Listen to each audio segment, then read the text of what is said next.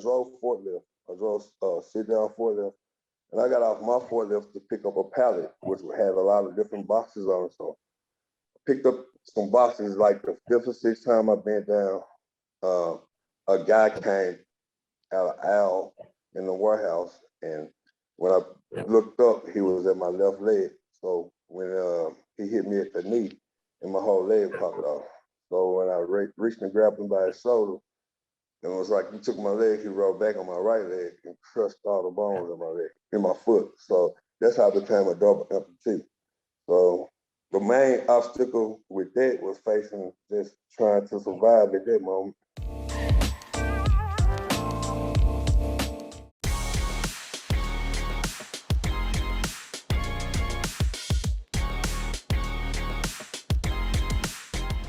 Hey everybody, I am back with another episode of Soul Success Stories.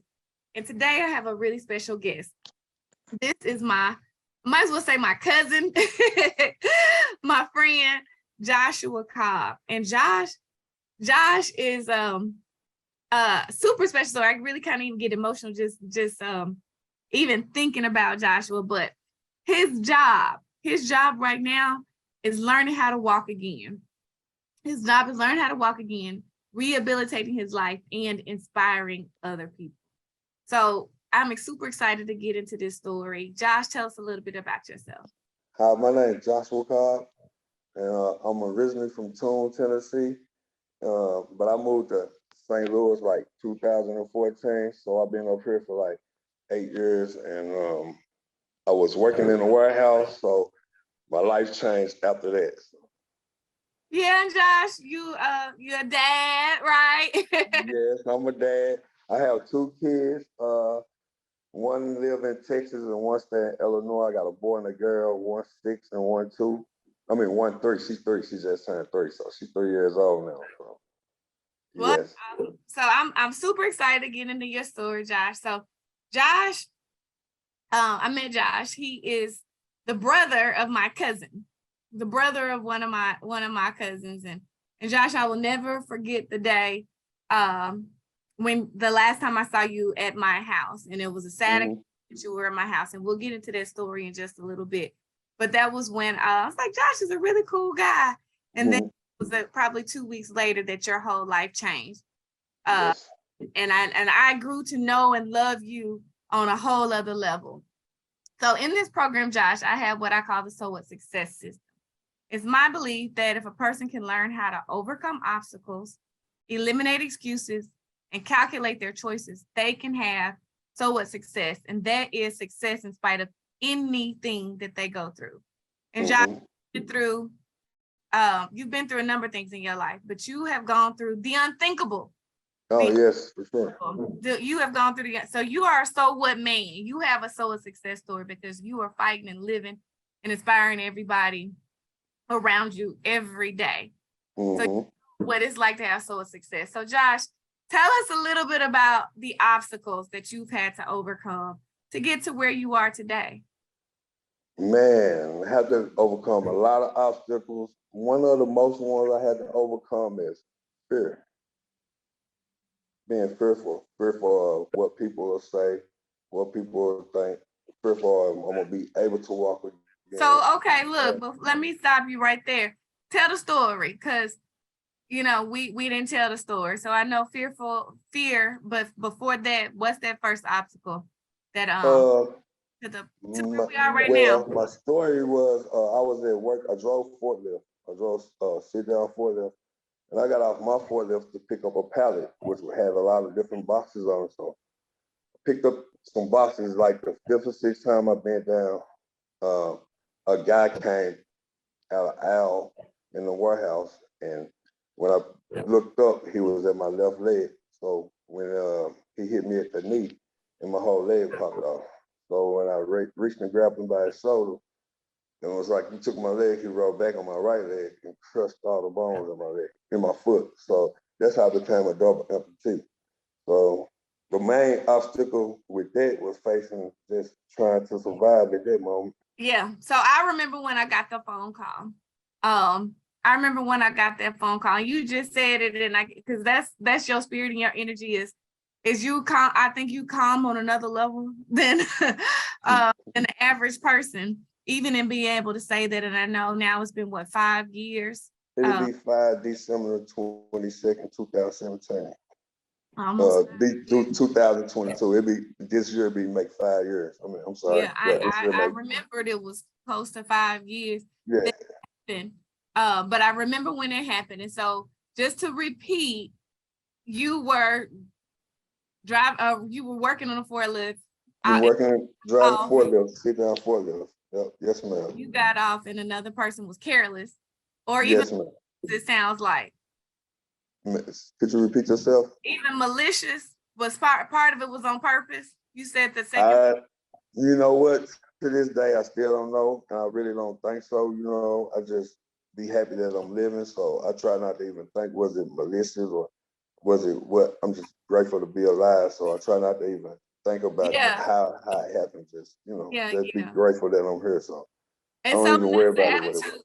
I know, and that's the attitude I love that you have. I just remembered that one time you thought it was on purpose, and I'm so either way, it happened, right? And so yes, that created a major obstacle and a number of other obstacles in your life that come from losing your leg. So talk about that and how you were able to deal with that. And the fear, go back to the fear that you were talking about. I was able to deal with that, man.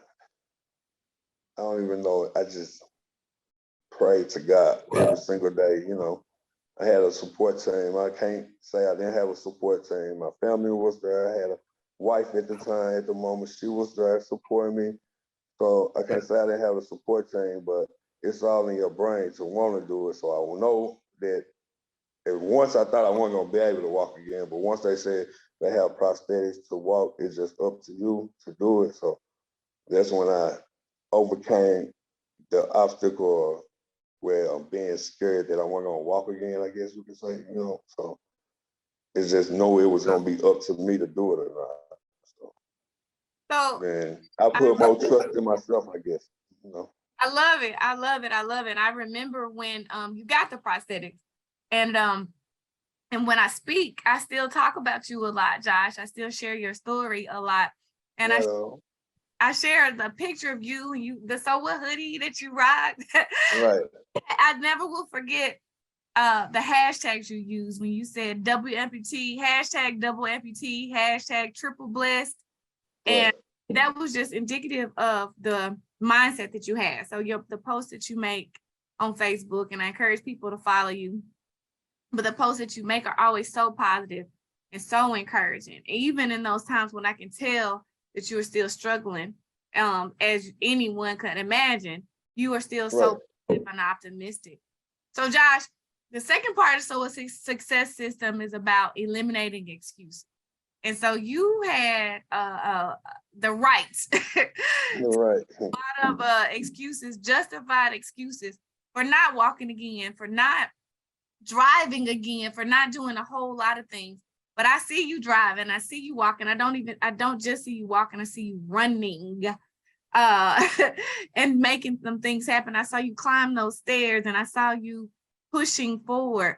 Talk about some of the excuses you had to eliminate and just how you eliminate those excuses.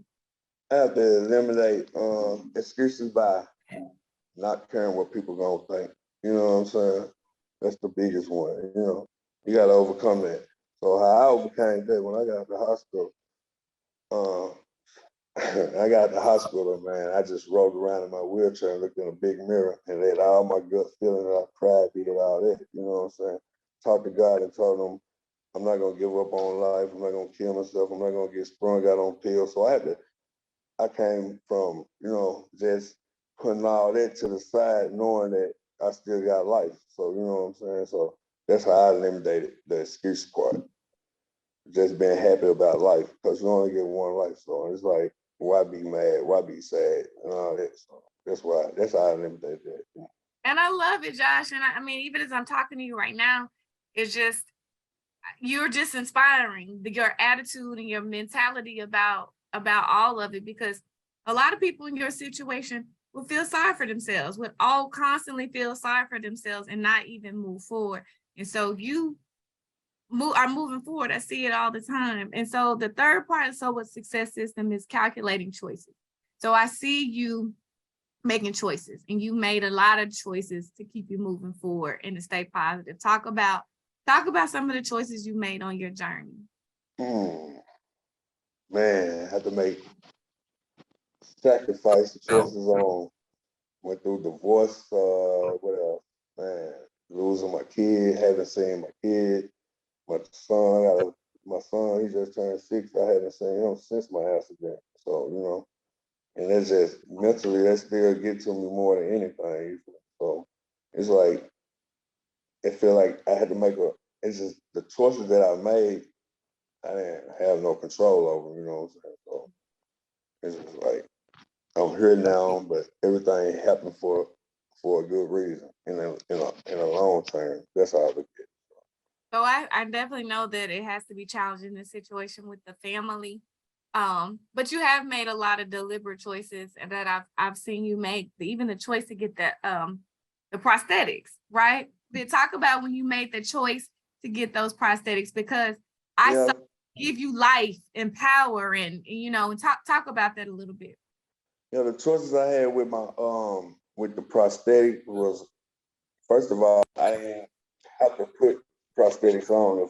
If most people get the prosthetic and just look at them, because the first time you ever stand up in a prosthetic, it's like you're gonna fall down. You're gonna be so nervous, fearful, blood rushing from the top of your head back down because your blood being uneven, and it make you want to give up. So I had the choice to either, hey man, I'm gonna put this leg on and walk again, or I'm just gonna sit in a wheelchair. So I decided to, every day since the day I got it in my prosthetic, I never stop wearing them. Like, even if I'm sitting around the house, it's been time where I want to just throw my leg off and throw it across the room, because the pain and going from the intense of wearing a prosthetic is intense. So what I did, my wife used to put the leg on, just even sit around the house, And now I used to get mad about it. She's telling me that, but now in the long run, I see what she meant. You know what I'm saying? So I had the choice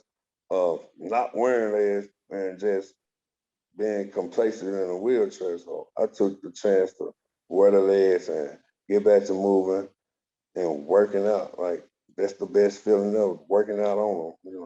So yeah, look, talk about the working out part, because I see you doing that, and Josh, I just admire you so much, because we just having this conversation. But again, most people watching this probably can't even imagine.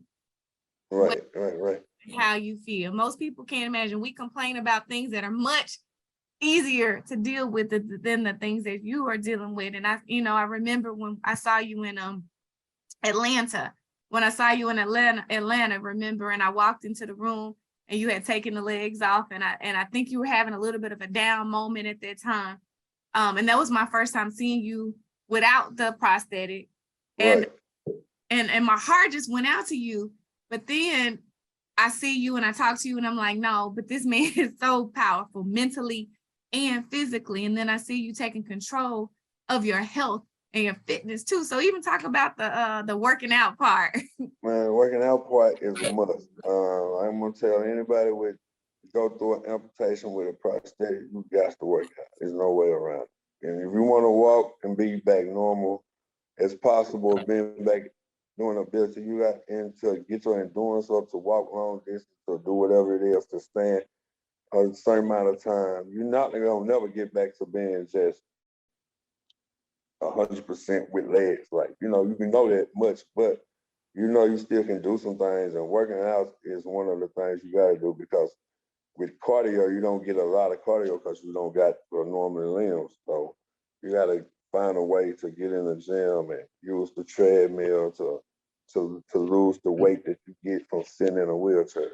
So I gained like hella weight sitting in a wheelchair. So I knew I didn't want to be big and, busted. So I had to, man, look, I'm gonna get in this, put these legs on.